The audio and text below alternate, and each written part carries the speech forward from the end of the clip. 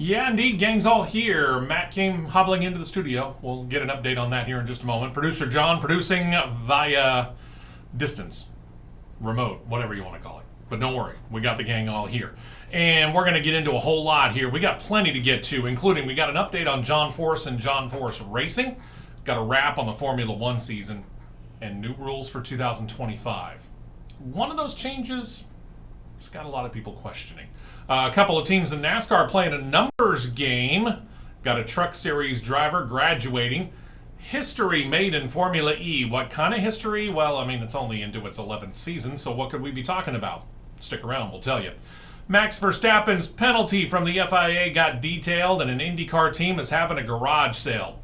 We're going to get into all that on this week's show, plus a whole lot more. Getting the green next on CRN.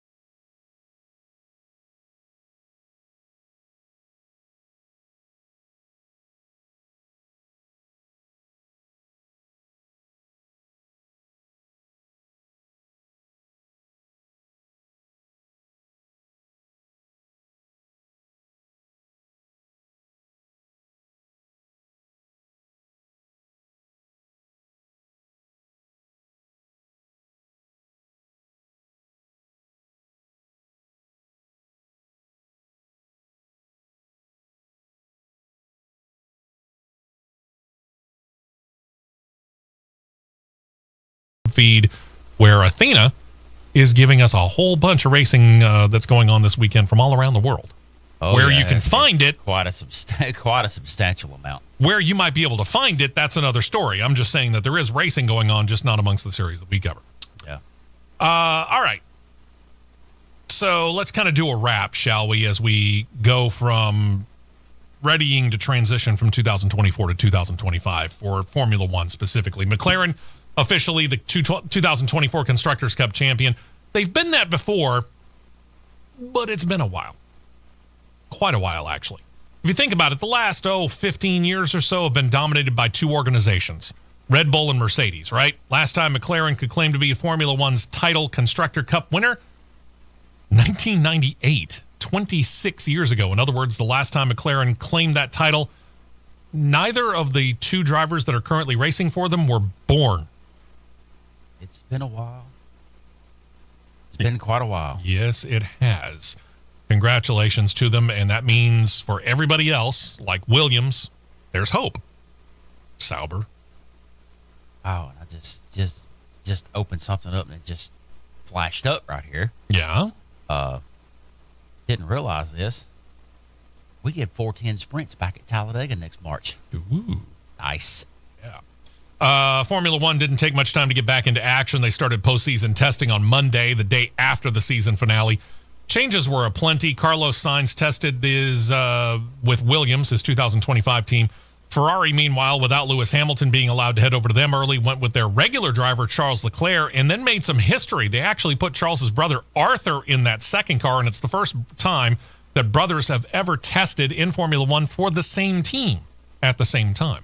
That's interesting. Yeah, pretty cool stuff. Yuki Tsunoda tested the primary Red Bull team. That's interesting to note because, well, we're trying to figure out what Sergio Perez is going to do at this point in time. He's still technically there, but he's thought to be gone before the 2025 season begins. We'll get back to that here in a second with something else that Matt just found a moment ago. Heralded young driver Liam Lawson tested for VCARB or whatever they're going to end up being called next year because they're changing names again. That we pretty much know. Haas F1, as we noted last week on the show, going with new for 2025 driver Esteban Ocon. But due to the rules in Formula One, Ali Behrman could not join him, so they went with Toyota sports car driver Ryo Hirakawa. That firms up the Haas F1 Toyota relationship. McLaren split their main drivers on different days in one car and put IndyCar driver Pato O'Ward in their second racer. He'll likely be in a primary reserve role for them in 2025 again. Alpine put Jack Doohan in their primary car, while their newest reserve driver, Paul Aaron, Doohan's replacement in that role, took the second one. Mercedes wanted to put new for 2025 driver Kimi Antonelli in the primary car, but turned up he was ill. So he even missed out on the F2 season finale last weekend. So instead, they went with George Russell and one of their development drivers, Fred Vesti. So you're sitting there saying, well, why didn't Mercedes let Lewis Hamilton go to Ferrari? He's got sponsor obligations through the end of the year with Mercedes. Aston Martin chose to go with two junior drivers. They opted for primary reserve driver Felipe Drugovich, put him alongside American-born F2 driver Jack Crawford. And finally, Sauber, soon to be Audi, hoping to improve their points position for 2025, went with their 2025 lineup. Former Haas F1 turned Sauber, soon to be Audi driver Nico Hülkenberg and their newly signed rookie Gabriel Bortoleto, fresh off of claiming his 2024 F2 championship and prepping for 2025 to see if he can't do anything with Sauber. So with all these driver changes, we know that pretty much all of the changes have been made, save one. We're waiting to figure out the situation with Sergio Perez, Checo. Mm-hmm.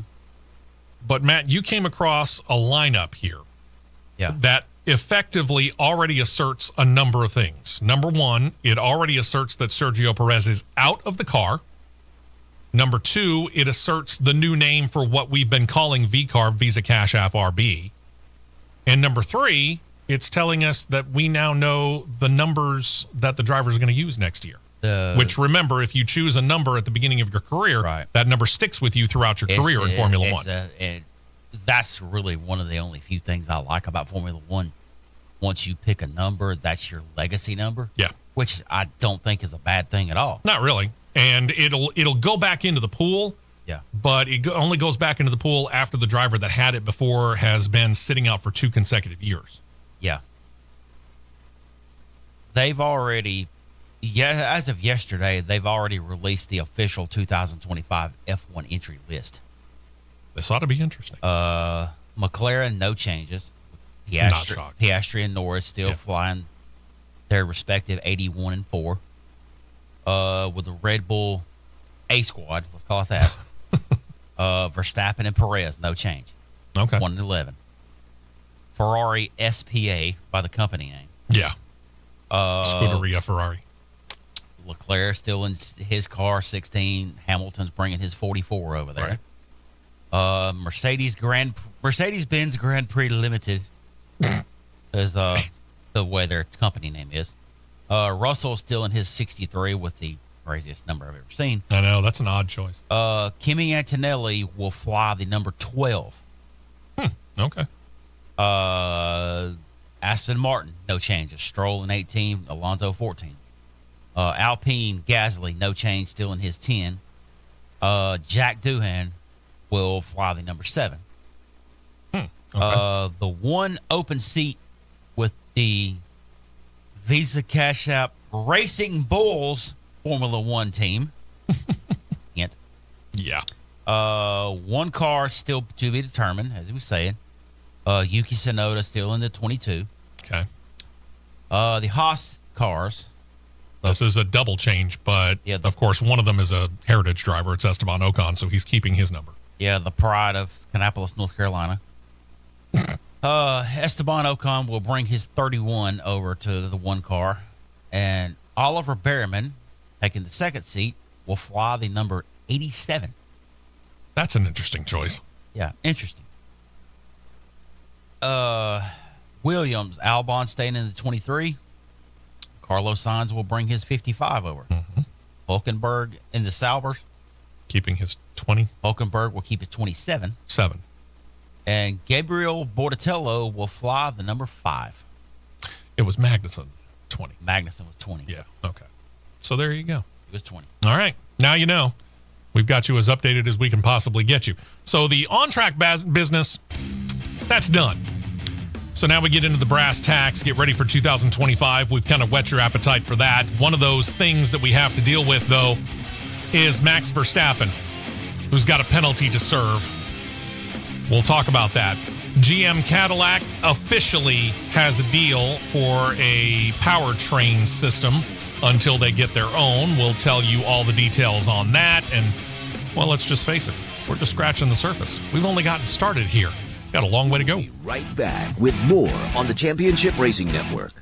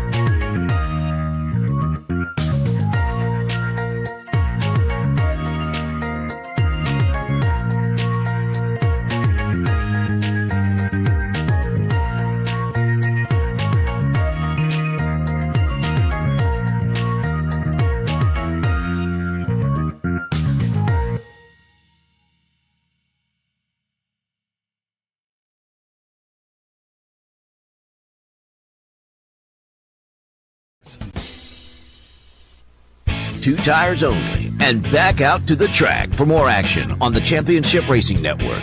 All right, so as we noted, the on-track action in Formula One is done. The off-the-track stuff now needs to take place here. It's kind of down to brass tacks as John needs to mute his phone. Before they close the book on 2024 and they end up opening up the 2025 edition, one of the things is, for example, Max Verstappen. We talked about the penalty that he got for when he got into the FIA post-race press conference at Singapore after the Singapore Grand Prix, and well, he let some words fly. The FIA didn't like it all that much, so he got a penalty, and ever since then, Max Verstappen has pouted and skipped all FIA official press conferences since. The penalty was that Max Verstappen needed to do a quote-unquote, air bunnies, work of public interest. Okay.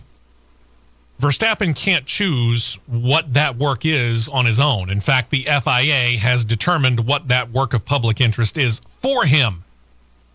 Since they happen to be doing the post-race or post-season ceremony, the award ceremony, if you will, in the African nation of Rwanda, why, we're not sure. Doesn't really matter. Congratulations to Rwanda for being the host. Once they're done, and he's got his 2024 Champions Trophy, which he's got in hand, while the FIA gets to go home or on vacation or wherever the heck they're going to go, Max Verstappen has to stay for a period of time. He's been tasked to work alongside some young motorsports competitors in junior programs in conjunction with the Rwanda Automobile Club's efforts to promote racing in that country. So he gets to do something that he loves to do. So that's good news. If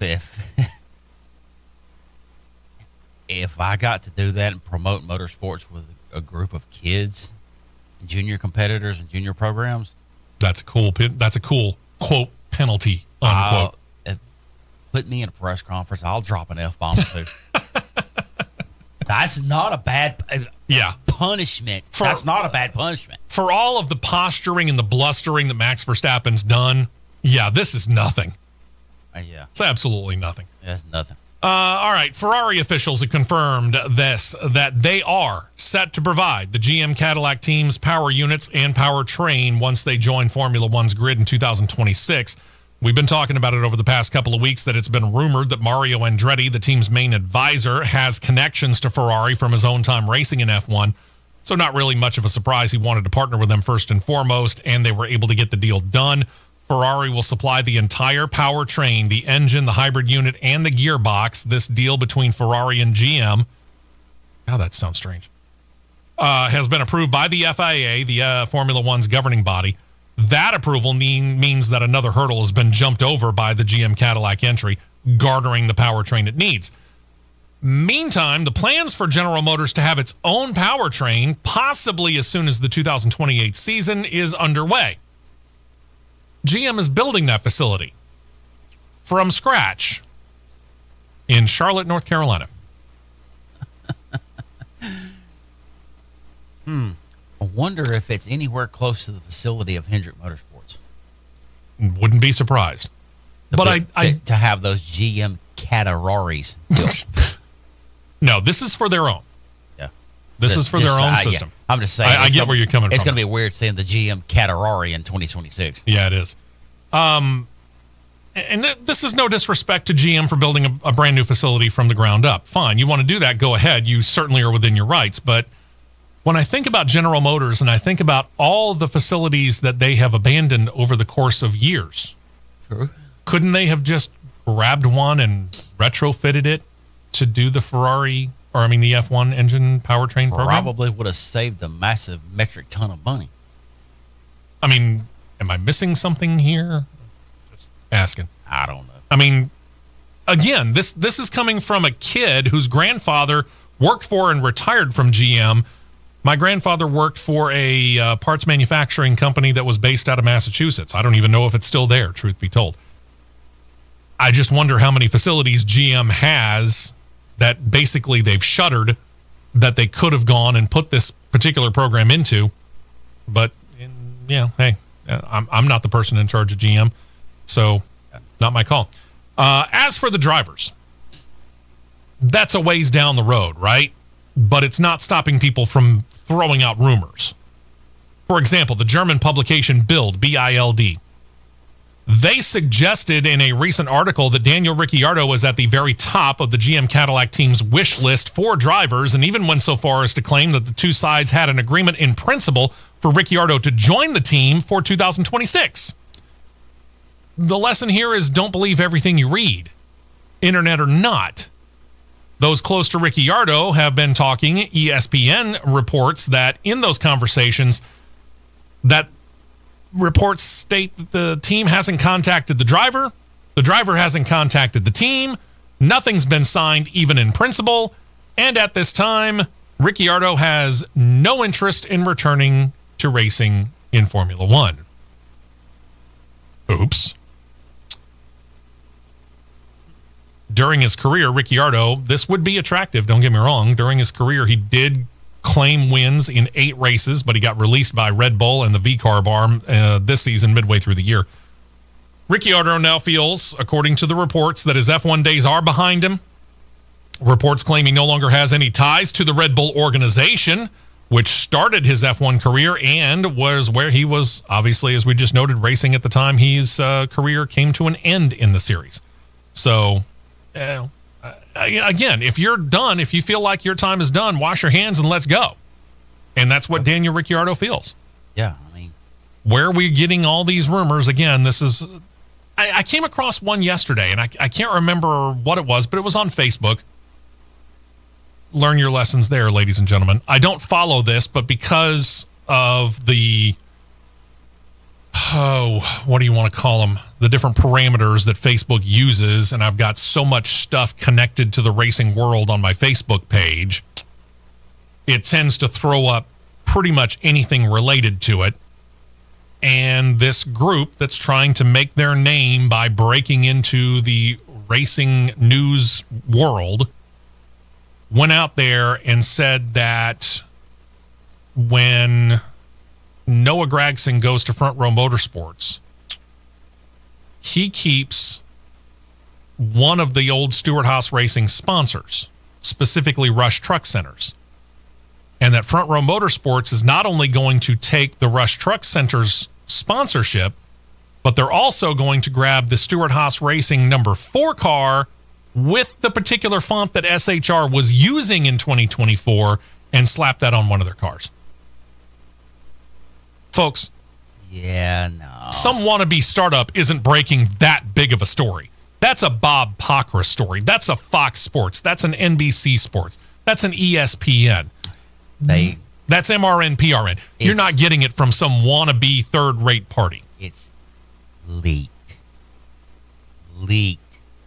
No, somebody probably has a system on their computer that could do the same thing that graphics designers for do Cup cars and Xfinity car truck series wraps in North Carolina. They probably have that same system. They're going, oh, let's play with this to see what we can do. Oh, here's Noah Gragson's car. Yeah, no. Can't break. Front Row Motorsports has 3 numbers that they use on a regular basis. Again, they haven't confirmed it other than the 34. But we figure the 38's coming back, and they've had rights to the 36 for a while.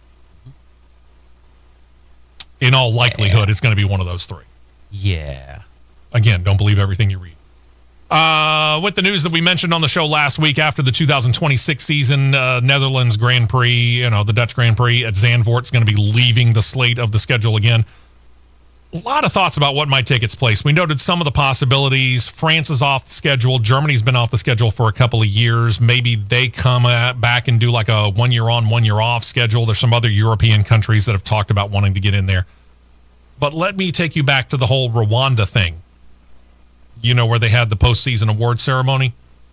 Rwanda President Paul Kagame confirmed at the F1 postseason award ceremony that his country is bidding to host a future Formula One race, and that, his words, good progress have been made in their talks with Formula One.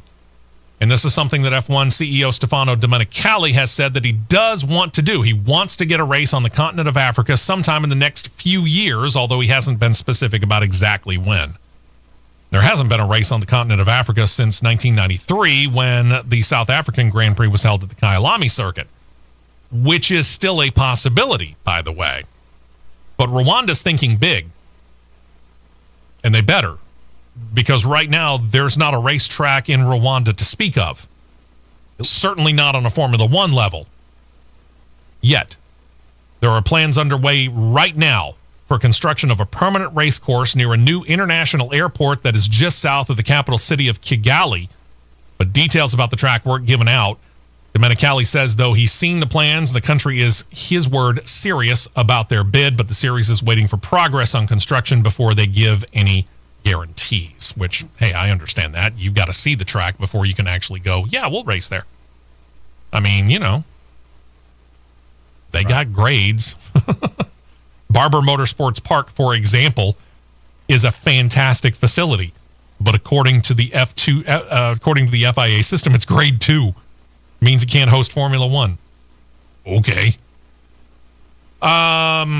Here's where we get into some odd stuff. The FIA met this week as well and are starting to make some rules changes and administrative changes. A couple of things that they're doing for the Formula One teams for 2025. One has to do with tweaking the DRS system, the drag reduction system. McLaren apparently found a loophole in the rules. It's called a mini DRS trick. It deals with that gap right in between where the flap connects down to make the rear wing, right? Yeah. Apparently, the loophole that they found has caused the FIA to now assign a new minimum and maximum amount of the opening for 2025. McLaren apparently found a way to skirt the rules that on straights without DRS available, the rear wing gap would come open slightly without you even touching the DRS system. I got to admit, if it's within the rules. Again, how long have we said this? When it comes to rules within the world of motorsports, and I don't care what series it is, you don't read the rule book for what's in there, you read it for what isn't. And apparently this was somewhere in the gray area and the FIA had to allow it, but they're not going to do it anymore. Here's the deal. Total gap, when it's wide open, is now limited to 85 millimeters total square space. Square millimeters, whatever you want to call it. The minimum gap, which was between 10 to 15 millimeters in 2024, has now been dropped to between 9.4 and 13. You want to know what this tells me? There's still a loophole. It's just smaller than it was before. A little bit. The rules also stated that the closed loophole states that the flap in the rear wing activated when the DRS is enabled can only hold 2 positions, fully open, fully closed. That's where you get the closing of the loophole. But still, I mean, you're closing at 0.6 of a millimeter on the low end side, and the maximum side of when it's supposedly closed can only be 13 millimeters. You know, all these teams are now looking at the book and going, okay, how can we have 13 millimeters of space left open there when it's supposed to be closed? Right. Yeah. Teams are already working on that. We know it. The other change is to assist in keeping the drivers cool. The FIA is set to check their official radar prior to each and every race. And they stated in this new rule that if the temperature is at or above 30.5 degrees Celsius, and you're sitting here thinking, we don't use Celsius here in the United States. You're right. That translates into 87 degrees Fahrenheit or higher, that they will declare a heat hazard. Okay. And at that point in time, what that does is allows the teams to equip the drivers with cooling systems. In addition, the weight limit of the racers for those heat hazard races will be increased 5 kilograms to compensate for the official extra weight of the cooling system. That's about 3 pounds. What cooling system are they using?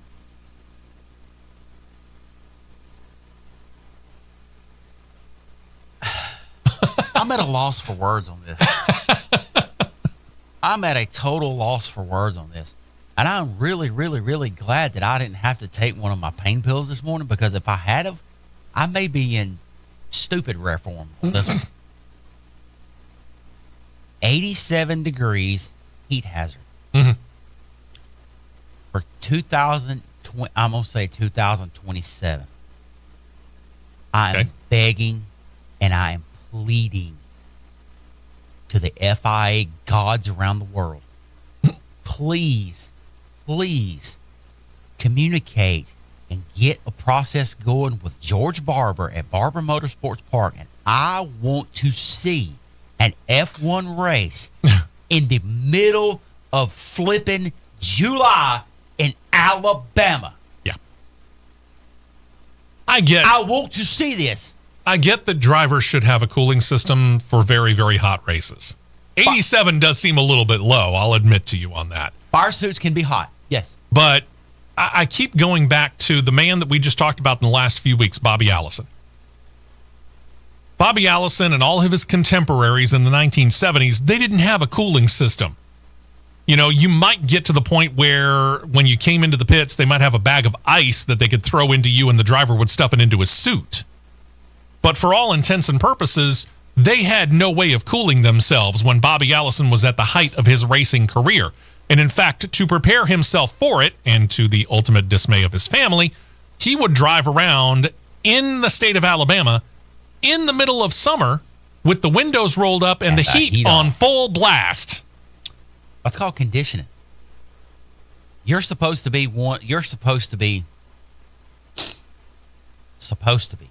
Here's the key word here, or key phrase. You're supposed to be some of the top motorsports athletes in the world, and you're driving open cockpit cars. Give me a break, people. Give me a break. Good luck with it. When we come back, this next change has not gotten such good feedback in response to the change. So we're going to wait until we get to the other side to kind of go down this particular area. And I agree.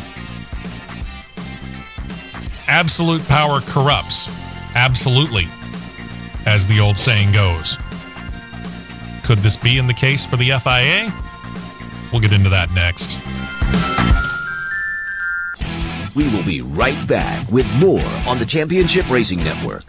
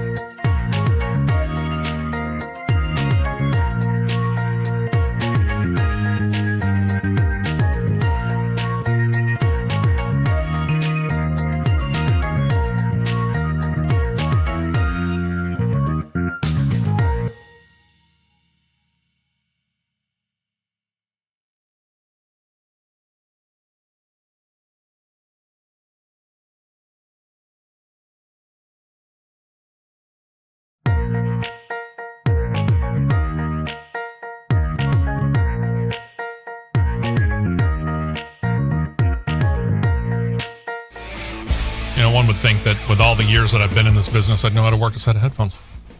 Sitting here fumbling with them. Good grief. Welcome back into the show. Steve West, Matt Nicholson, and producer John Myers with us as well. Thank you for joining us. All right, so the feedback that we got there, kind of questionable, obviously, on those changes. Almost universally, this next change has gotten panned. The FIA, in their General Assembly meeting in Rwanda, came to a decision to limit the powers that the audit and the ethics committees within the FIA currently have. Among those expressing concerns, Motorsport UK head David Richards said he feels this gives FIA President Mohammed Ben Sulayem and the FIA Senate President Carmelo Sanz de Barros a direct oversight of any ethics complaints, and state that might be conflict of interest. Oliver Schmerold, who is the head of Austria's Motorsport Federation, talked to the British Broadcasting Corporation. He said that it would reduce the accountability inside the halls of the FIA and doesn't make for, his words, good governance. The FIA responded, stated that they expect to have an operations surplus of over $2 million or euros. Doesn't matter which way you put it, it's over $2 million. And they state this is a remarkable improvement because they hit a very low point back in 2021 when they reported a loss of more than $24 million. Ben Sulayem defended his choice of limiting the powers, said this, quote, the forecast operating result would be the best of the last 7 years and the first positive one since 2018. That, he added, is due to the reforms that he and Barros have done in the areas of governance and finance. Well, if you got a massive problem with your auditing committee or your ethics committee, why would you then reduce their powers? Why wouldn't you then change the makeup of the committees to get people who are better at it? Yeah. No kidding. I got to admit, I kind of agree with this. If you start to limit that check and balance sort of thing, it's kind of like taking some of the power away from the halls of the U.S. government, where the White House doesn't have all the power, neither does either House of Congress, and the Supreme Court doesn't have too much power either. Mm-hmm. There's a reason why all three of them are basically considered to be all on the same level. It's so that one can check the other to make sure that they don't try to become, well, right, Hitler, for example. Good. We'll see. With the 2024 season now over, ESPN has announced their final viewership numbers for the season here in the United States. Per race, ESPN reports that their per race average of viewers tied overall with the 2023 season, right at about 1.1 million tuning in per race, again, on average, higher for some, lower for others. That's across all platforms, by the way. That includes ABC, ESPN, and ESPN2. That is second place all time, 2023 and 2024, tied behind 2022 when they averaged about 1.2 million people per race. But their total viewership number, when you accumulate it over the course of the 24 race season, is up, they said. ESPN reported a total of 24 million people tuning in across their platforms for the entire 2023 year. They stated for 2024 that number jumped up to 29.5 million. Now, the season just ended, saw an all-time viewership records led by the Miami Grand Prix, U.S. record 3.1 million checking it out on television. 7 races in all brought in record viewership numbers for the races. Talked about Miami, that leads the way.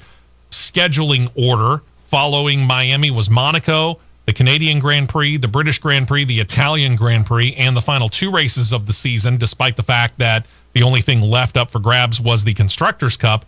Qatar and the Abu Dhabi Grand Prix had more viewers than they've ever had. Year-over-year gains show bigger ratings for the races in Japan, Miami, Monaco, Canada, Spain, Britain, Hungary, Netherlands, Italy, Qatar, and Abu Dhabi. So it's ticking up. Mm-hmm.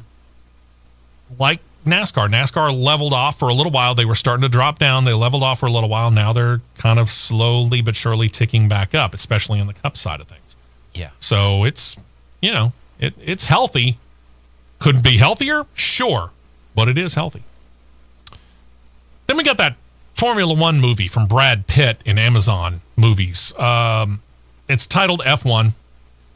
Not exactly the most imaginative of movie titles, but, well, it states exactly what it is.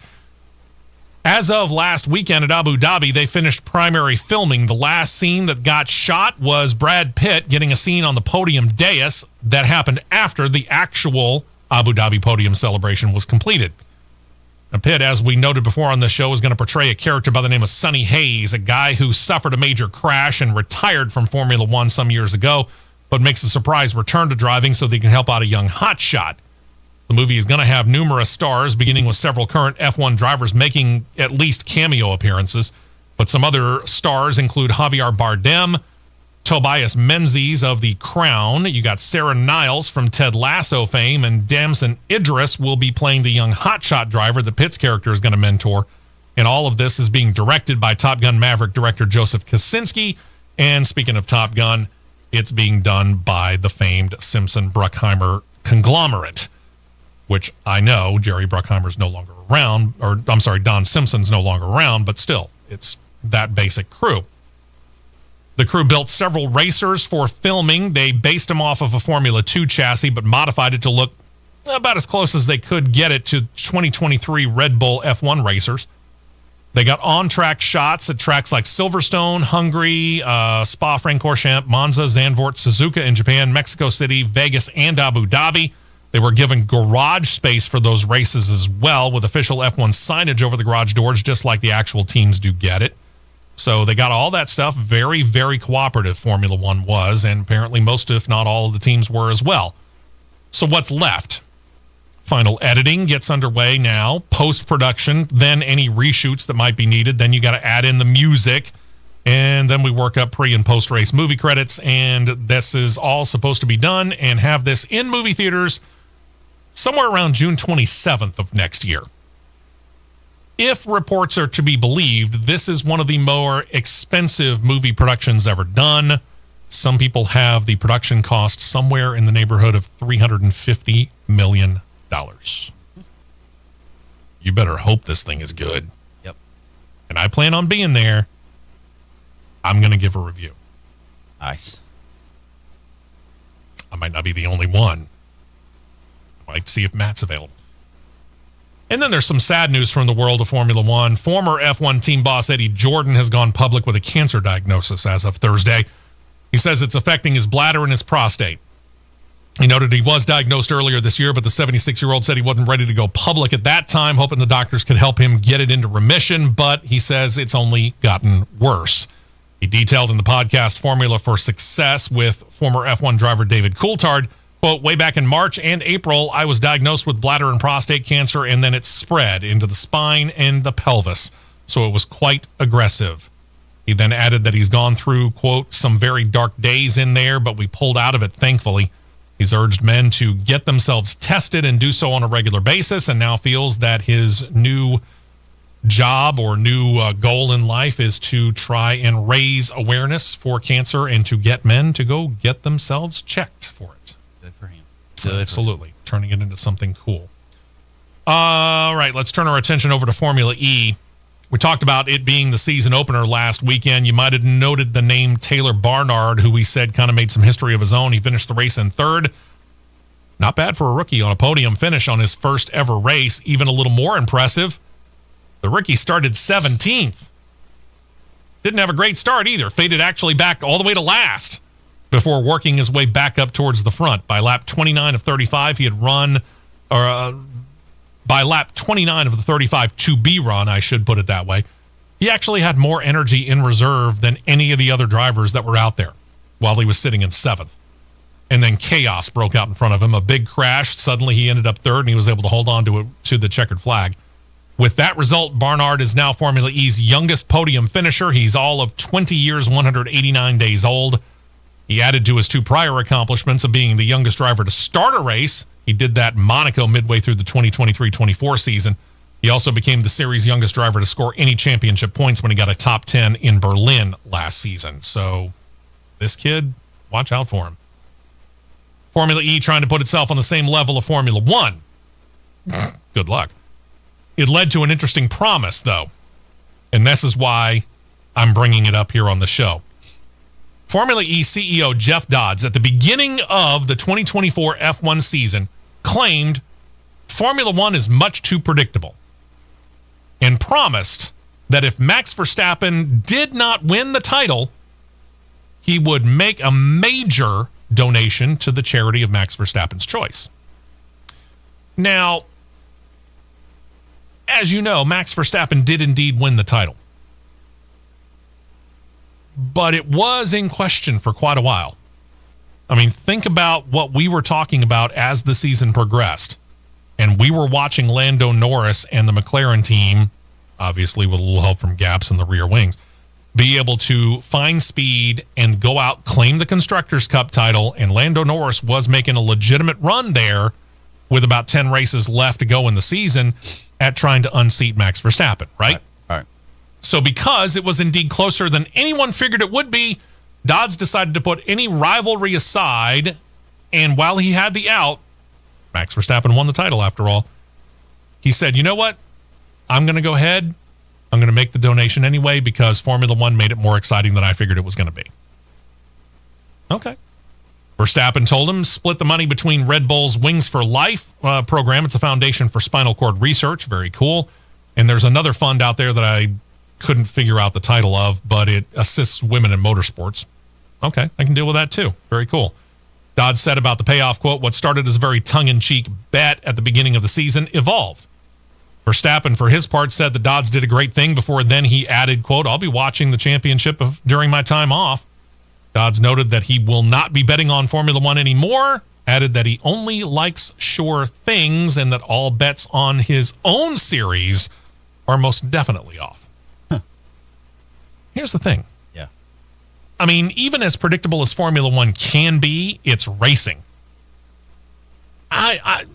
True. Even if I were the gambling type, one sport that I'm not putting money on is racing.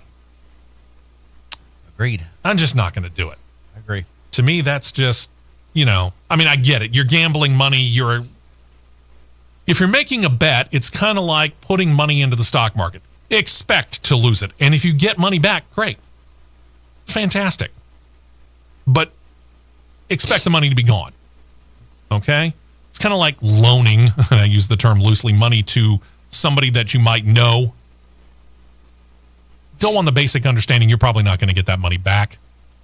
Especially if that person that you know is a little unscrupulous to begin with. There is no such thing as a sure thing when it comes to gambling. I'm sorry, there's not. The only sure thing that you're going to get out of gambling is the fact that sooner or later you're going to lose. Right. I do agree. So there you go. All right. Completely agree. Let's see here. Tell you what, we can go ahead and go to break, and then we can make a clean switch. So let's do that. We'll take our middle of the show break right here. When we come back, yes, we'll continue with open wheel racing. We'll switch over to the Indycar series, which, they're making actually a fairly decent amount of news. And then we'll turn our attention over to NASCAR. Plenty to deal with there, and there's also a pretty good amount of stuff from the world of the NHRA that we got to get to. So hour 2 is still packed. We got a long way to go before all this is said and done. We're only halfway through this edition of the Championship Racing Network. Don't touch that dial. The Championship Racing Network will be right back.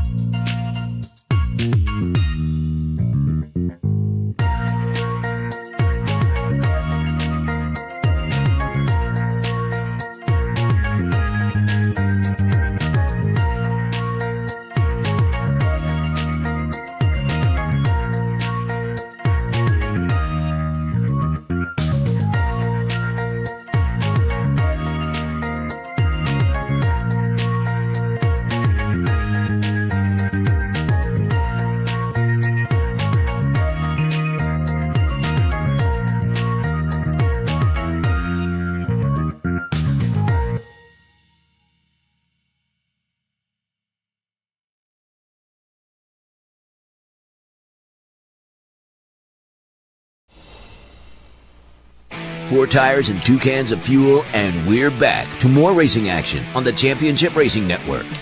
Steve West here. Matt Nicholson will be back with us in a moment. Producer John producing remotely. If you want to chat with him, by the way, you can. If you go on to CRN Live on YouTube, he's there via chat. He's watching the whole thing and participating from time to time. So here we go. Let's get into some IndyCar news, shall we, folks? Rahal, Letterman, Lanigan Racing, they were one of those teams that had an open seat. And we didn't know exactly what was going to be done with it at the time. Now we do. Rahal, Letterman, Lanigan has filled out all 3 seats. We knew the 2 beforehand. Graham Rahal, he's still going to be in the 15.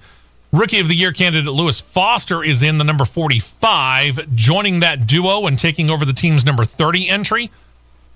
You notice where they are now, 15, 30, 45. There you go. Is going to be Devlin DeFrancesco. Huh, okay. I'm not sure I necessarily saw that coming. Devlin DeFrancesco's been out of things here for a little while, and when he was in it, he was, shall we say, unimpressive? I mean, okay, how do I define that? For instance, here's his career stats within the IndyCar ranks. DeFrancesco's now 24. He's got 34 IndyCar starts under his belt, all of them coming with Andretti Steinbrenner Racing, remember them, in the 2022 and 2023 seasons. His best qualifying effort was on the road course at Indianapolis Motor Speedway in August of 2023. He did start in the top 10 there. His best finish so far, 12th, twice. Worldwide Tech Raceway at Gateway in 2022 equaled that in 2023 at the Chevrolet Detroit Grand Prix before they moved it downtown on Belle Isle. So with that underperforming, shall we say, Andretti let him go. He was out of IndyCar for 2024, but he did race in sports cars, IMSA's Endurance Cup GTD class for Forte Racing's Lamborghini arm. Bobby Rahal said of DeFrancesco, quote, "I'm very pleased that we were able to welcome Devlin to the team. We had a chance to witness his ability while he was with Andretti, and there were clearly times when he was quite competitive." When? Rahal went on to say, "I'm confident that we can have a lot of good races together. We're looking forward to his contribution to the team." I don't know, is it just me, but best finish of 12th only twice, and you've got 1 top 10 starting position? Bobby Rahal certainly is a much more accomplished eye than I am when it comes to talent, but I'm not certain that I'm seeing what Bobby Rahal's seeing. Ladies and gentlemen of the jury, I second that motion. Okay. I don't see either. I don't. I just don't. All right. So I'm not the only one. No. Okay. I'm just checking. I wanted to make sure. I mean, don't get me. I'm not wishing bad things on Devlin DeFrancesco. I mean, for everybody that is currently running in whatever series that we cover, in the series that we don't, for that matter, I hope you can go out there and you can accomplish all your dreams and goals. Knock it out. Yeah. No kidding. But in this particular world that we live in, Matt, myself, and producer John, and you guys who are listening and or watching us, we got to go based upon the stats that we've got. And based upon what I've seen. And I've watched a fairly good amount of IndyCar racing over the last couple of years, not just at Barber Motorsports Park, where I've been blessed enough to be the PA announcer. And I appreciate Zoom Motorsports and all those guys for doing that. But you sit there and you watch this on television, and I remember Devlin DeFrancesco coming in. But the problem is that he was never there at the end. You never heard of him. You never really saw him. He was never being talked about, whether it was on the radio or by the television commentators. And again, Bobby Rahal, I hope that he does better than what I'm seeing. And whatever you're seeing out of him, maybe you feel like you've seen something that you can get fixed or tweaked or whatever. But so far, I haven't seen it. Good luck to you. Penske Entertainment has shown the teams a rendering of the suggested next-generation IndyCar chassis. This is not, they said, a final 100% approved edition. The new chassis, though, is slated to debut in 2027, and the rendering was shown to get feedback from the teams as design work is ongoing.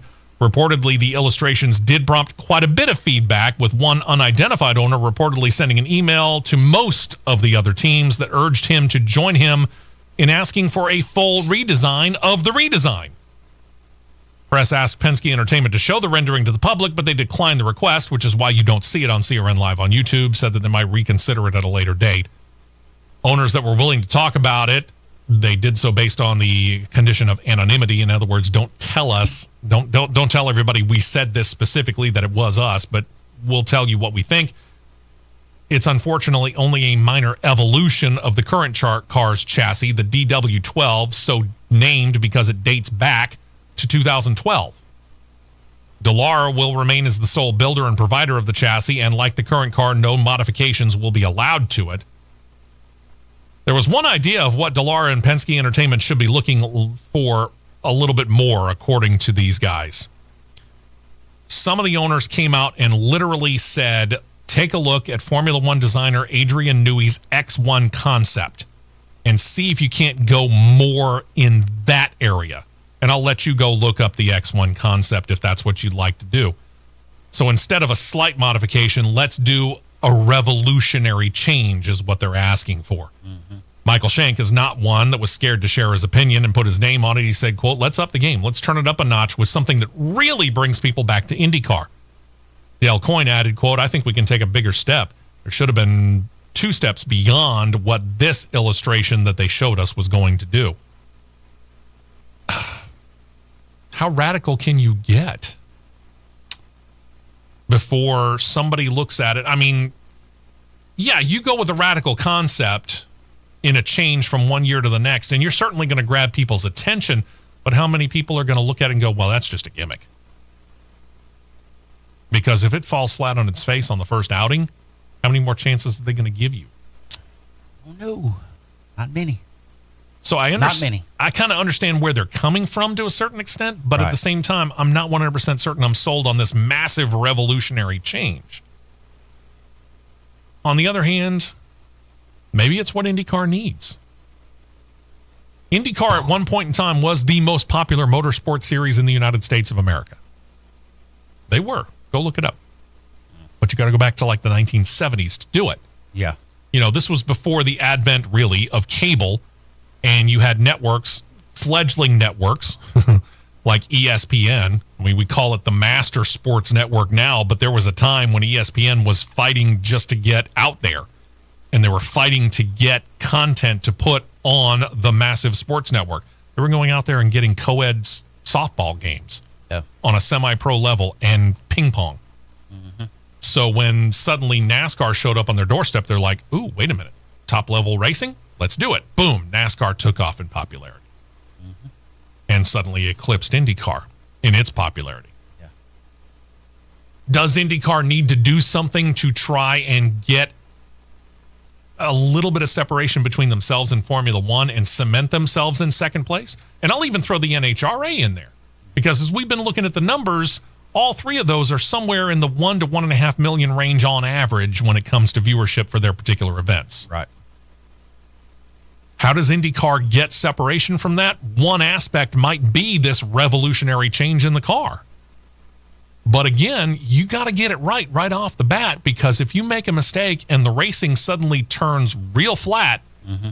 How many of those people that are giving you a chance because you did that revolutionary change and now you're sitting on their radar suddenly will go, well, I don't see the sense in it, and they go back to whatever racing they were watching before?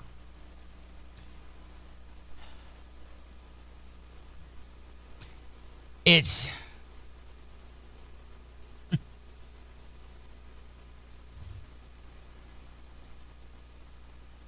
going to be one of them you have to just sit and wait and see on, if you ask me. Because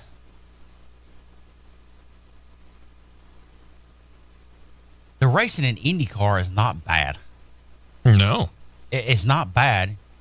I don't think the chassis needs any radical stuff done to it. But I get the fact that being a 2012 chassis, it's probably time to go ahead and update it. Some updates, yes, but not to the point to where it's so radical that it completely kills some aspect of the racing that you have. NASCAR. Did you say that? Yeah, a little bit. Yeah, I see where you're going. All I can say is this: IndyCar, be very meticulous in what updates you do to the chassis. Yeah. To where it does not kill your on-track product. Yeah. I mean, you're going to spend the money to do the research on this. You ought to have something that actually shows off your investment in it. Yeah. But again, if you go too far and things go bad, you're in a world of hurt. They're in a very interesting and somewhat precarious position right now in that we've seen upticks in the viewership over the last couple of years here, and they're really starting to get some solid rock ground underneath them. But the question becomes right now, where is that rock sitting? Is the rock sitting on solid ground, or is that rock sitting on an earthquake fault? True. Very, very true. By the way, if you're a fan of Chip Ganassi Racing or just like getting racing memorabilia, we got a deal for you just in time for Christmas if you're in and around Indianapolis. I know. There's always a catch, isn't there? Chip Ganassi Racing is holding a garage sale. Again, you'll have to be in Indianapolis this morning because it started at 7 a.m. and is only going until noon. And up for sale, spare parts, crew clothing, driver gear, a lot of race-used components like the Indycar and IMSA arms of the organization have accumulated over the course of many, many years. But again, it's only until noon today. If they had told us about this earlier, we could have told you about it, like, say, last week. But no, they only pulled out the information this week. In fact, they only pulled out the information in time for us to do this show. It wasn't even released in time for us to put it on the podcast on Wednesday. I would have left it. Well, it would be cool to go through this and see some of this stuff. Well, I couldn't, and get your hands on it. I couldn't have left at midnight because I feel like RoboCop on my right foot over here, hobbling.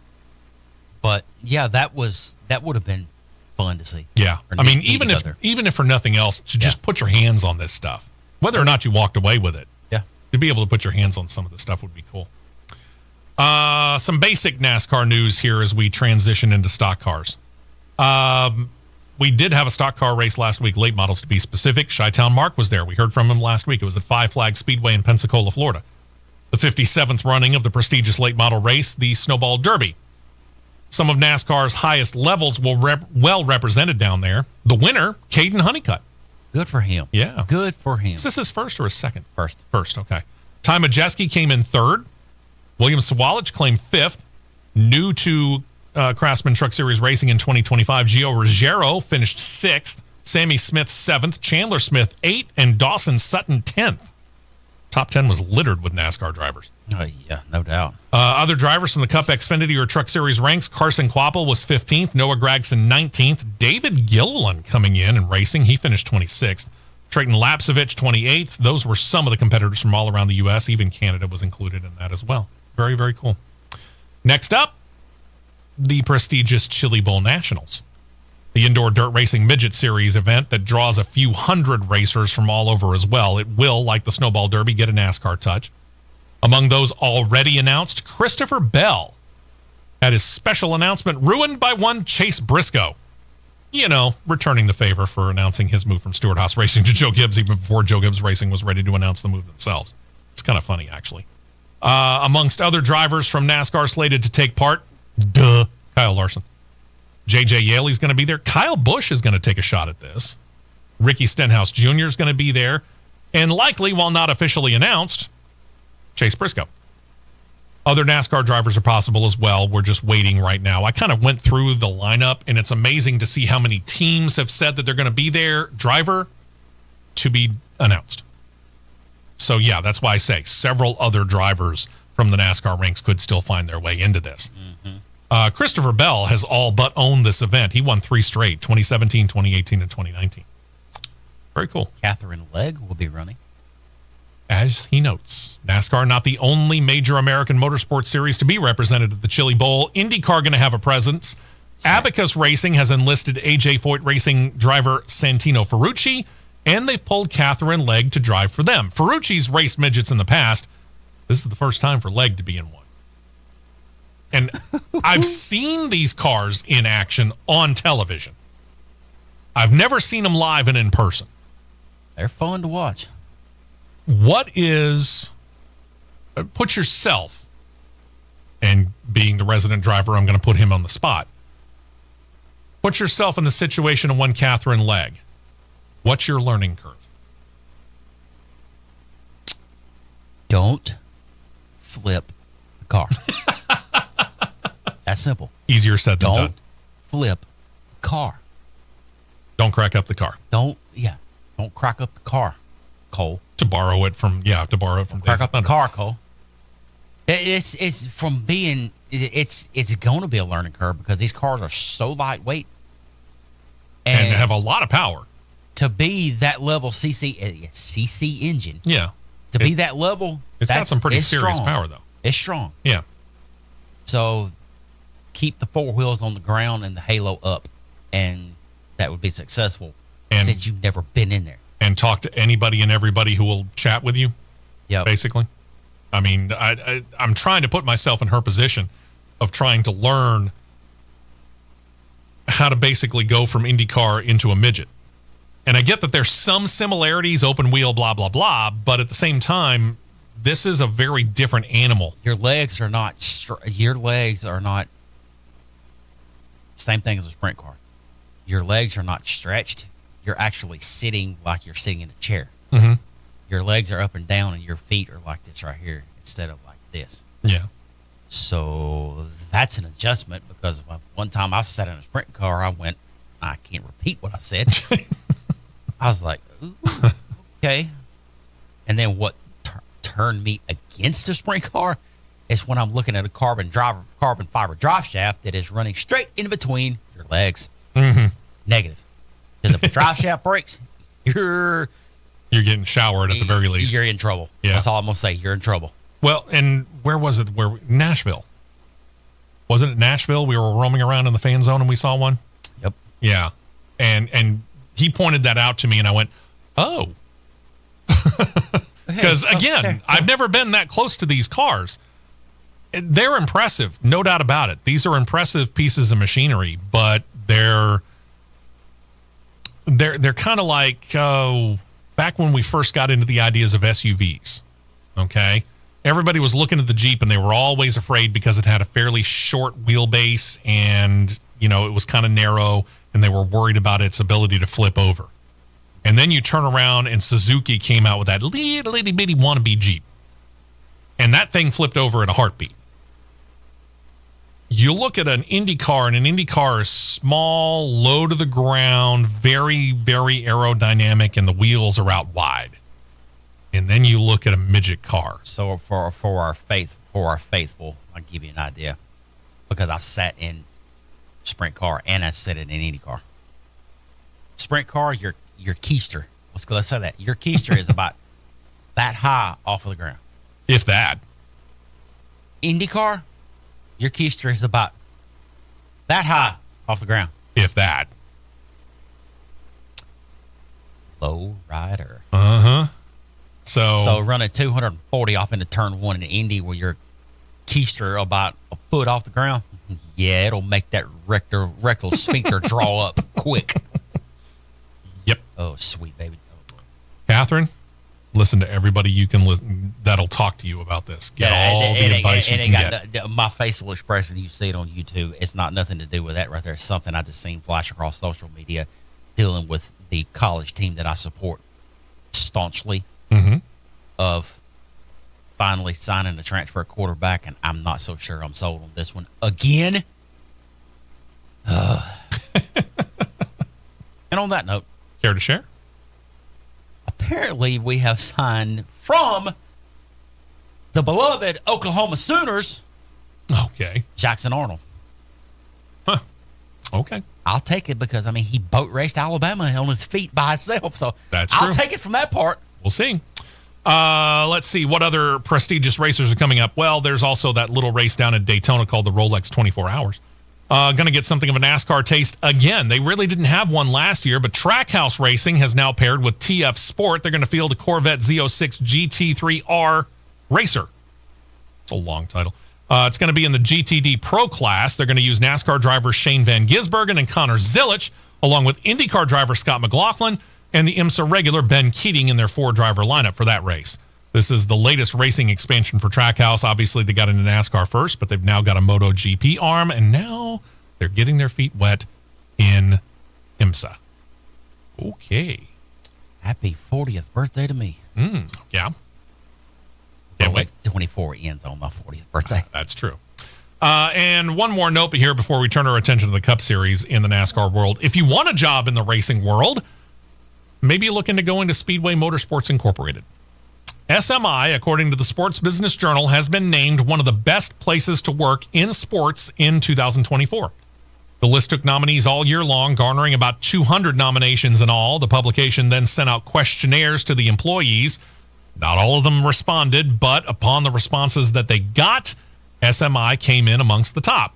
SMI has over 700 employees across several different arms. They've got 11 racetracks, for example. They've got the souvenir merch arm. They've got SMI Properties, which is the ownership of those racetracks specifically.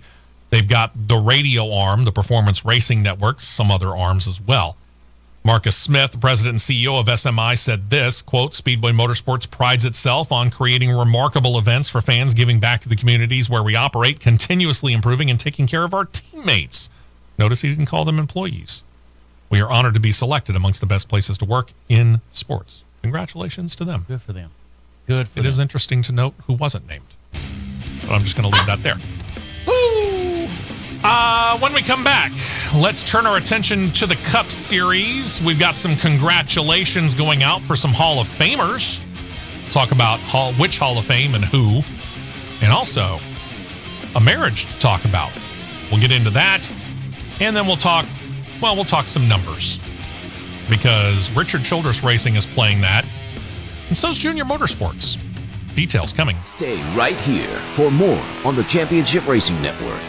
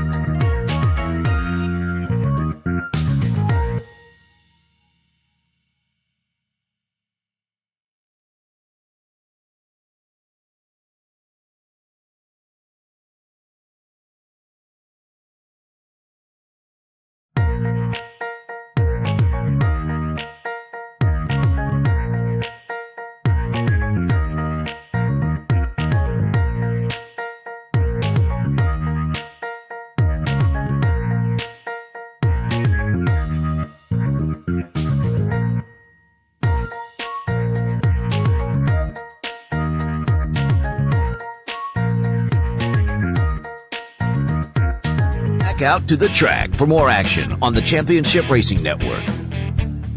All right, welcome back into the show here as we turn our attention to the Cup Series here, where congratulations are due. Specifically out to 3 NASCAR personalities. They've been announced as members of the incoming 2025 class of a Hall of Fame you may not have ever known even existed. The West Coast Stock Car / Motorsports Hall of Fame. Yes, there is one. This class will include A.J. Allmendinger, hails from Los Gatos, California. Former NASCAR and current Cup Series team owner, former NASCAR driver, current Cup Series team owner Justin Marks, current Cup and Xfinity Series team owner Rick Ware, along with noted sports car ace, NASCAR road course ace Boris Said. One would have thought Boris Said would have already been in there from years ago. You would think. All of them will be officially inducted March 13th of 2025. Congratulations to them. Mm-hmm. To Front Row Motorsports. You know, that team that some wannabes said was going to pull out a 4-car, which looked exactly like the Stewart Haas Racing number 4 car from last year. Wrong.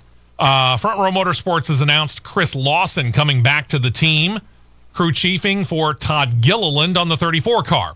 This is something of a reuniting, if you will. Lawson now re-teams at Front Row Motorsports. Lawson called the shots for their Craftsman Truck Series entry and actually helped them win the 2022 title with Zane Smith. But last year he was over at Rick Ware Racing, where he called the shots on the 51 for drivers Justin Haley and Corey LaJoie. But now he is back and is getting to call the shots in the Cup Series again. This time, sorry, Rick Ware, for a better team. This one may be sneaky. Do not look past this. I've been looking into this, though. Don't look past this. Is there a chance that these two worked together before? No. No? Okay. Whoa, whoa, whoa, whoa, whoa, whoa, whoa, whoa, whoa, whoa, whoa, whoa. Yes. Okay. Because Yes. I went looking back, but I couldn't find the specific connection, but I figured that they probably have crossed paths together. I think he was on the 38 when Gilliland was in the 38 truck. Okay. And that's kind of what I was thinking. I think he was in that car, on that truck. Okay. So, yeah. He was there long enough to have been Yeah. maybe Gilliland's shot caller back then? I think so. Okay. So this might be something of a reunion between the two driver and the crew chief as well. Maybe. Yeah. Don't look past this right here. Yeah, it should be interesting to see how it I works. smell a super speedway win out of this car next year. Considering the fact of how good it was with Michael McDowell behind the wheel, if you can get a good combination between this and Todd Gilliland, who's no slouch, I smell a super speedway win. I can see that. Richard Childress Racing got themselves 2 full-time cars in the Cup Series. Well, yeah, technically they're full-time. But they might be thinking of expansion in the near future. We're going to dig into this for a minute once we tell you the news. Now, occasionally they field a 3rd car, usually with the number 33 on the side, right? This car will make several, the exact number of them not released, starts in 2025 in the Cup Series using a roster of drivers that was not fully detailed.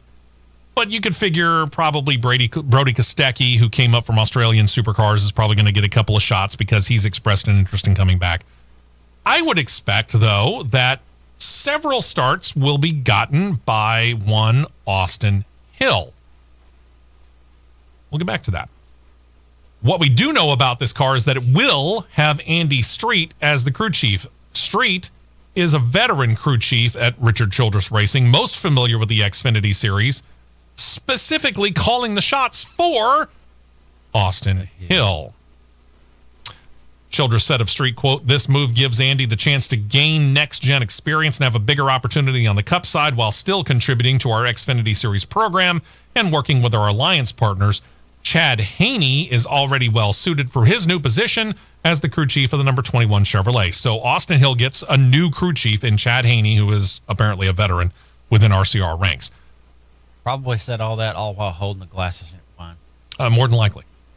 But if we start to connect dots, which I was kind of playing around with when I was doing Crossed Flags, our podcast, one of two things is going to happen.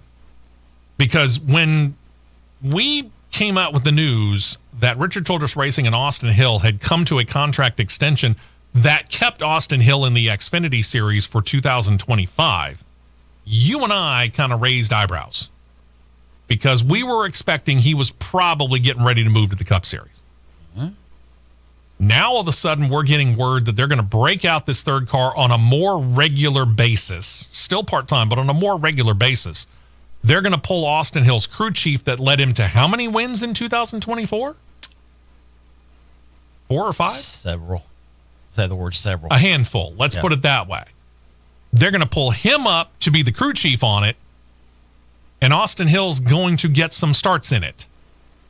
And according to Childress, gives Andy the opportunity to gain next-gen experience, which this will also work for Austin Hill, too. Dot. You start to see where the dots are getting connected. Dot. So one of two things is going to happen. Either Richard Childress is going to go out there and find a third charter to buy, and they'll become a full-time 3-car operation beginning in 2026, or the boat anchor of RCR, Austin Dillon, who has been making noise about seeing the end of his career coming up somewhere in the windshield, could be stepping out, and Austin Hill gets that ride. Which one of them happens? We don't know. Do we know anything specific? No, we don't. But when you start looking at everything, this is certainly the picture that starts to be coming into focus. Yeah, it does. But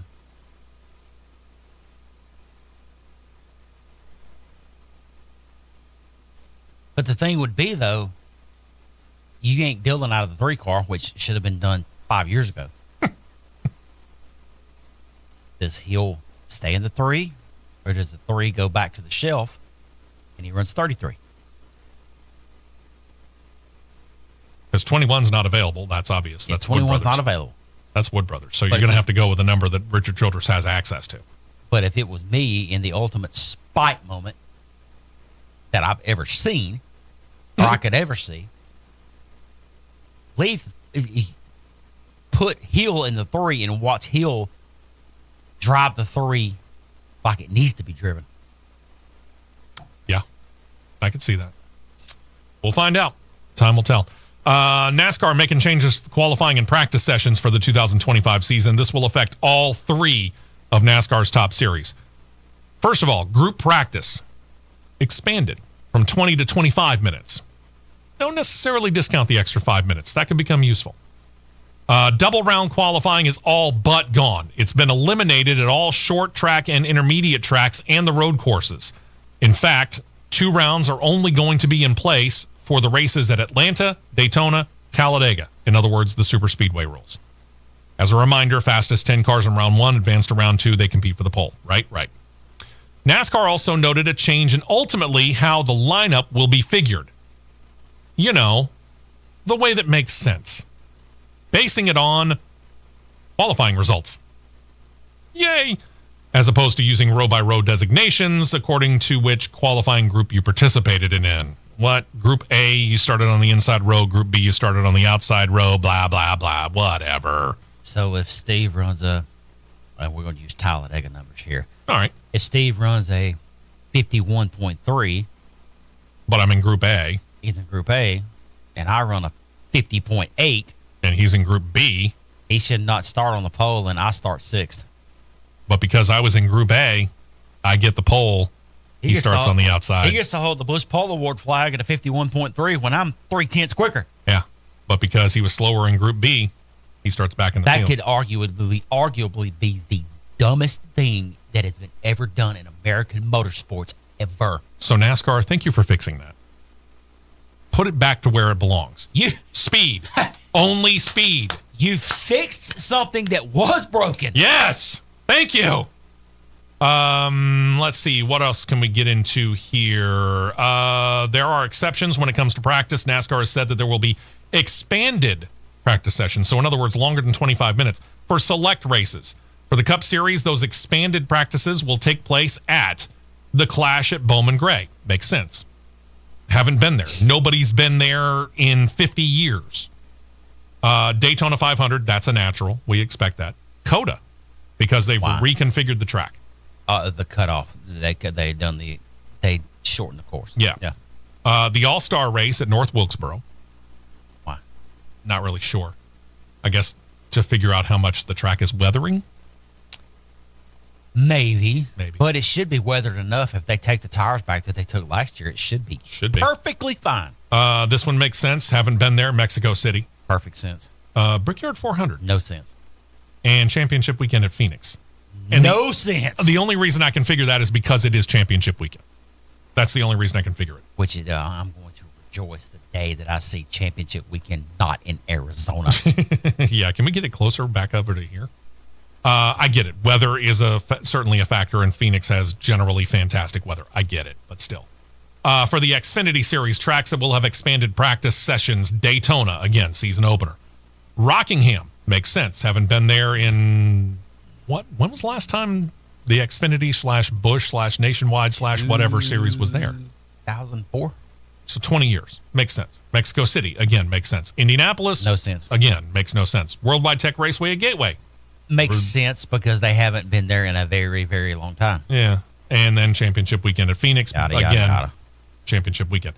For the Craftsman Truck Series, your expanded practices will be held at Daytona, season opener. Rockingham, for the reasons we just mentioned. Since 2013. There you go. Trucks. Michigan. No sense. You've been there before. You know. When was Why? Were they there last year? No. It's just been a handful of years. Okay. This one makes sense. Lime Rock Park. Yep. Watkins Glen. No sense. New Hampshire. 0 sense. Charlotte Roval. Partial sense. It's been a while since they've been there. And championship weekend at Phoenix. They've never run the Roval at Charlotte. Yeah, there you go. Let's see what else we can get into here. How about this one? Wood Brothers Racing. The legendary team themselves came into NASCAR right after NASCAR came into existence, and on the heels of NASCAR celebrating their 75th anniversary, the Wood Brothers organization is celebrating the same anniversary for 2025. They'll have a lot of things going on over the course of the next year. For example, they are planning at least one open house at the team's facility in Stuart, Virginia. They're going to break out some special paint schemes throughout the year. They'll have special merchandise for the fans. And there is set to be an exhibit that details the history of the team at the NASCAR Hall of Fame this coming year. That's the least they could do, crying out loud. I mean, considering the history of this particular organization, holy moly. Go for it. I would. Yeah. For sure, for sure. Might have to make a road trip. I'd like to see that exhibit, truth be I told. would. Bypass North Carolina. Take me to Stuart, Virginia. I don't know. Take me to Stuart, Virginia. Well, yeah, I mean, at to the see home base. Sure, yeah. I mean, see the Howlett Halls of Wood Brothers Racing. I get it, but on the way there or on the way back, go see the exhibit, see what they got. I think it'd be cool. Make it a double header sort of thing. Road trip. I'll give you my thought on that when I come back. We got a lot of road trips that we want to do. We'll get into the latest between NASCAR and the lawsuit between them and the fine folks at Front Row and 2311. But there's also a wedding to celebrate, which we'll talk about when we come back. Last segment's on deck on CRN. We will be right back with more on the Championship Racing Network.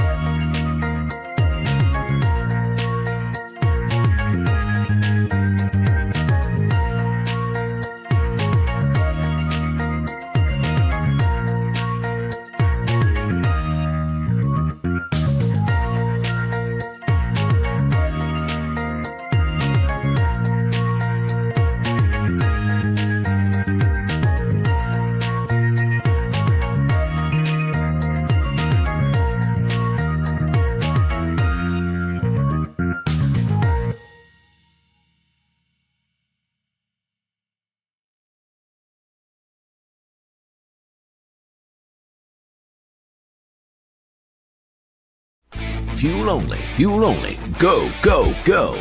We're back to the Championship Racing Network. How'd we get to the last segment of the show already? Jeez. Oof. It's like being already in the middle of December. Congratulations out to Team Penske driver and 2023 champion Ryan Blaney. Celebrated again this year, not by winning a second title in a row, but he got married. He and his longtime girlfriend, Gianna Tullio, married Thursday at a swanky hotel in Aspen, Colorado, 1 year to the day after he popped the question to her on a snowy bridge in Washington State. They like to travel. Ceremony was attended by, nice little small ceremony, 150 to 200 people, according to reports. Many of his fellow racers were there. Chase Elliott was there.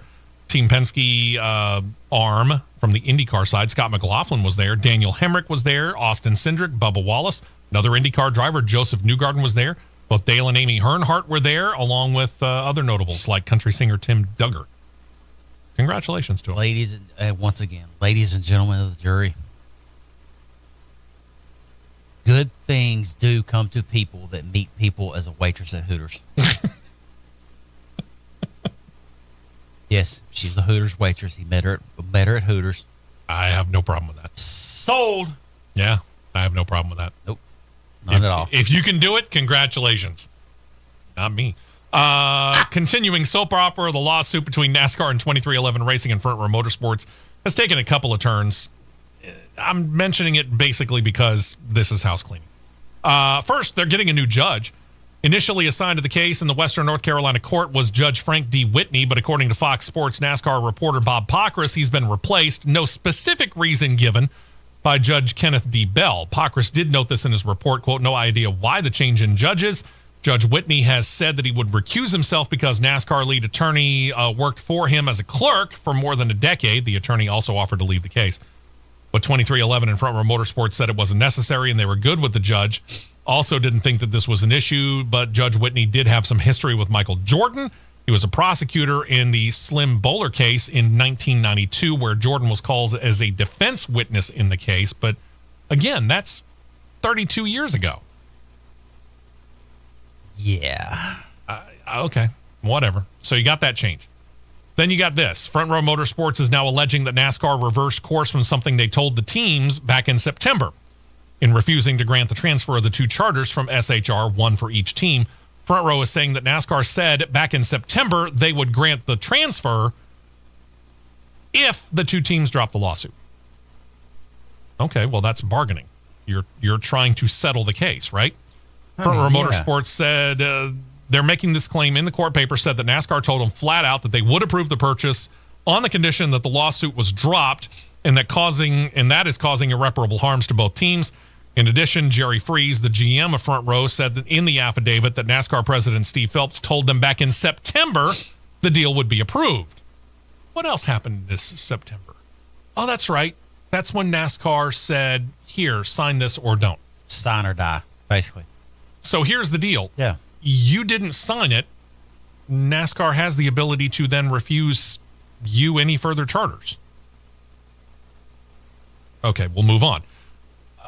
He also continued, Freese did, in the affidavit, quote, NASCAR informed us on December 5th, 2024, that it objected to the transfer, would not approve it, in contrast to the previous oral approval for the transfer confirmed by Phelps before we filed the lawsuit. See where we're going with that. NASCAR made it clear that the reason is now changing course and objecting to the transfer because NASCAR insists we drop the lawsuit and antitrust claims as a condition of it being approved.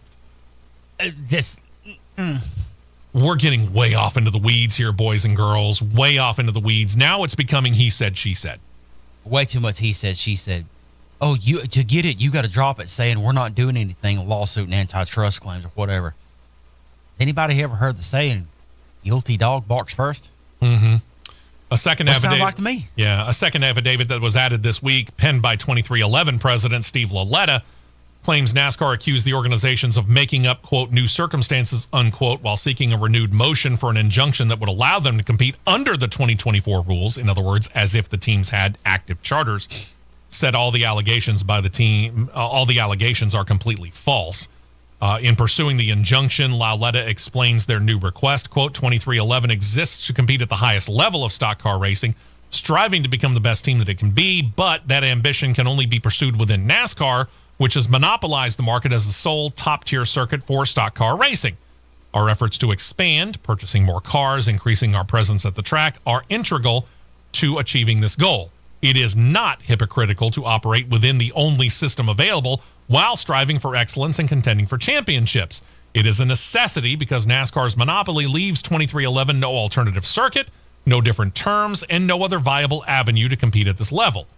He added that some of the sponsor agreements that they have are based upon their cars having charters. In other words, meaning that they're guaranteed to start all the races as opposed to having to get in on speed. That's a good way to word it, but in retrospect, those three cars, 23, 35, and 45, should not have any problem. The one thing that they're not going to have to worry about is getting in on speed.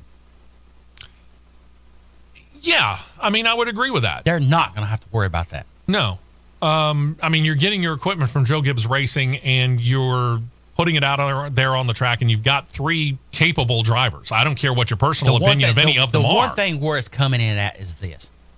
You got Herbst out there now with a 35 car. And that might be the biggest question mark of the three, and I'm not really questioning That's the biggest question mark of the three, for sure. And again, I'm not really questioning that move. He's a talented young kid who has to overcome the hurdle of being a young kid. Right. Where it's coming in at, and like I always say, I'll die on this hill. The really only thing that they've got to worry about is Daytona. You don't want to miss Daytona. And there's going to be enough cars there to make it a question. There's going to be enough cars to make it a race. Let's call it that. There you go. There you go. All right. One thing goes wrong and Herbst gets in an accident that is not of his doing. Which could be said, for that matter, for Bubba Wallace or Tyler Reddick. Here's a catch to that.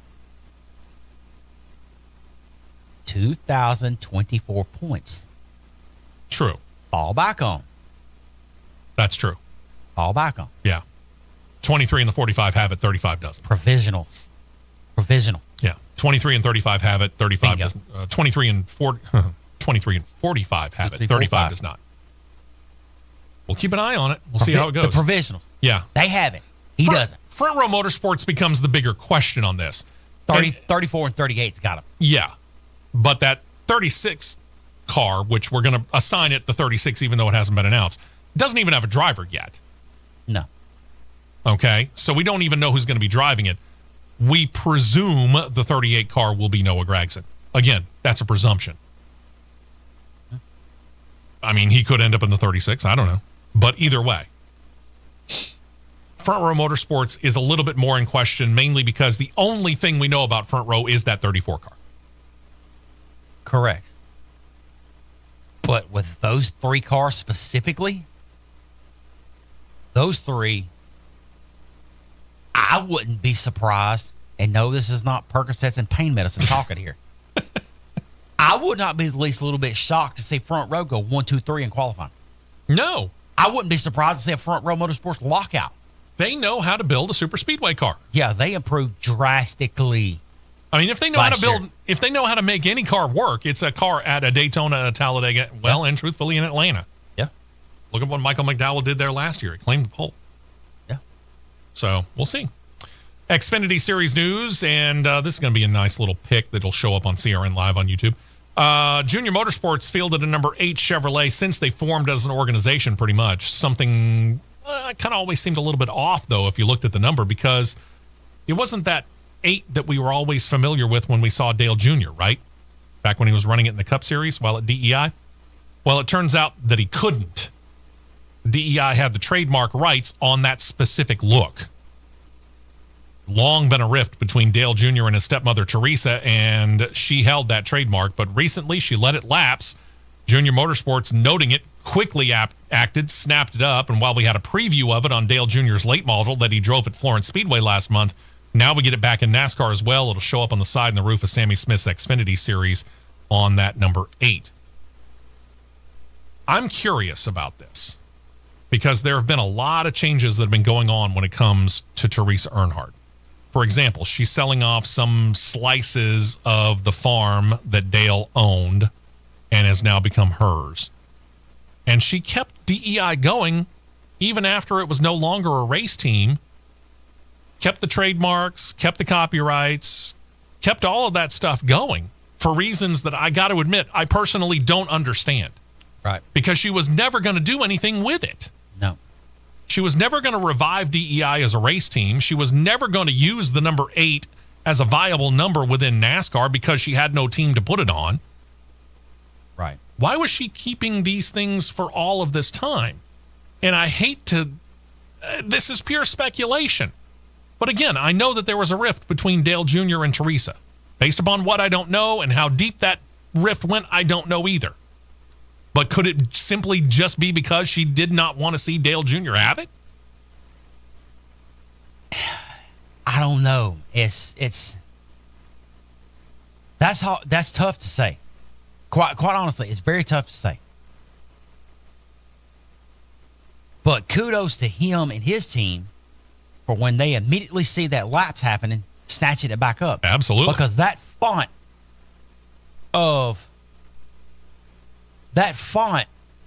is absolutely, he made It's that font iconic. iconic. Yeah, it's iconic. Yeah. That is Dale Earnhardt's But when you Junior's look. when you look at that plot, the pilot scheme, Oh, yeah. that right there single-handedly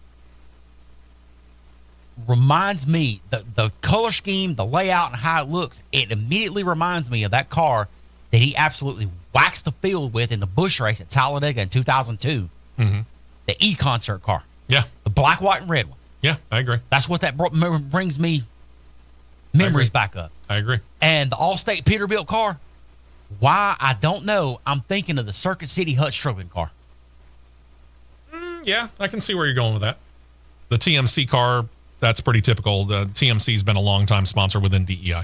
Yeah. Or Dale Junior Motorsports, I should say. So, yeah.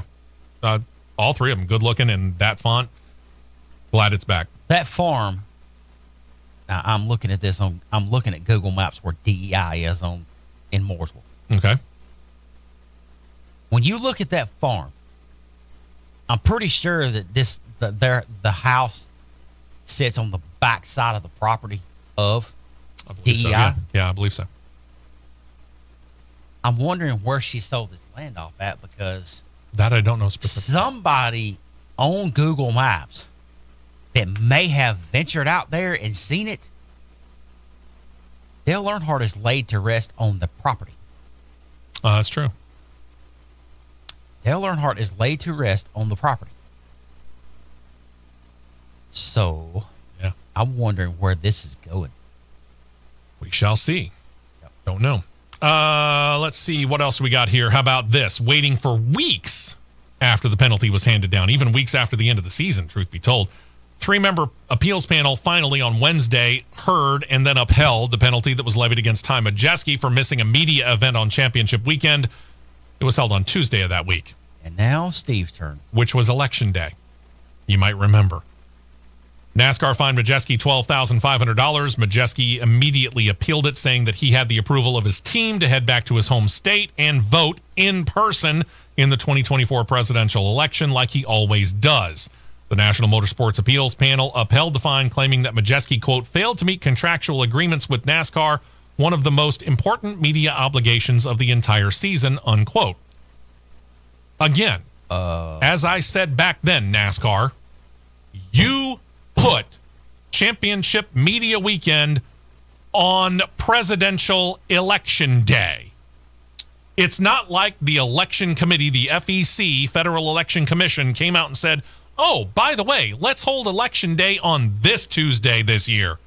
We've known it forever that the presidential election day happens on the first Tuesday of the month of November every 4 years. It's happened a long time. It's kind of like saying, oh, when's Christmas this year? Oh, that's right. It's December 25th. It's the same time, same day, every time.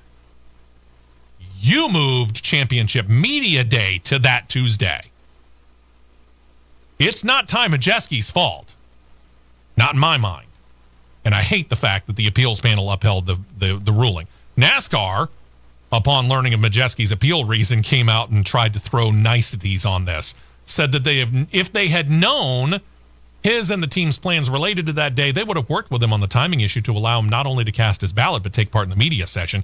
But it's the fault of the team and the drivers to not let NASCAR know. Victim blaming.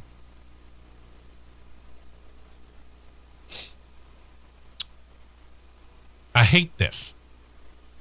I don't know what to say. It. Jeez. Hate it. It's stupid. Time's running out here. Let's get some other stuff here. Viking Motorsports, they're jumping from Ford to Chevrolet for 2025. Noted it was their, quote, least bad option. Going back and forth between the three NASCAR automakers, kind of troublesome. Team owner Dan Sackett said Toyota had no engine options available. And that Ford was asking for $1.3 million per season to continue in an alliance with the new Haas factory team. So Chevrolet, through Richard Childress Racing, opened up. Sackett noted, quote, "We realize it's a crowded field with Chevrolet, but we have the best driver. If we build a solid team around the driver, we're going to be fine." That driver is NASCAR veteran Matt DiBenedetto. The team, which ran the number 38 in 2024, is changing numbers. They're going to take on the number 99, and they're moving on to the Mooresville campus of Richard Childress Racing. Okay. Congratulations on two notes out to Rajah Caruth. Spire Motorsports gave Caruth a great graduation gift. He garnered his diploma from Winston-Salem State University in North Carolina. After he got his diploma, Spire made it official he was going to be back full-time for them in 2025. He'll drive the number 71 Chevrolet Silverado. Sponsor of HendrickCars.com is back as well. Caruth did well in year one, claimed the pole at Las Vegas Motor Speedway, went on to claim the win that day. Launched him into the playoffs where he advanced to the round of 8. The fans also voted him the series' most popular driver for 2024. So he's a college graduate who has a full-time ride. Way to go. We're going to have to get to all this next week because there's a lot of stuff related to the NHRA, and we'll lead off with it because this is important. Television scheduling. We had talked about how Top Fuel and Funny Car had pulled out their schedules. They run the entire slate of races for 2025, but Pro Stock Car does not run the full, in this case, 20-race event schedule. Neither does Pro Stock Motorcycle. This week we had that detailed, but we'll get to all that next week. We'll also talk about their television situation because some races will be on Fox Sports 1. Some races have already been announced as showing up on the main Fox network. And on top of that, the NHRA is getting ready to celebrate their own anniversary, and how the fan is going to be involved is really cool. So we'll lead with that next week as we kick off the big show. Not 100% certain that we're going to be doing a Crossed Flags podcast this week, and there's a reason why. It deals with behind-the-scenes machinations at our home over there where we record the podcast. We may not have the personnel to be able to do it. Hopefully we can, but if there isn't one this week, that's why, and we'll apologize for it. Thank you for checking us out. Join us again next Saturday, won't you? This has been a presentation of the Championship Racing Network.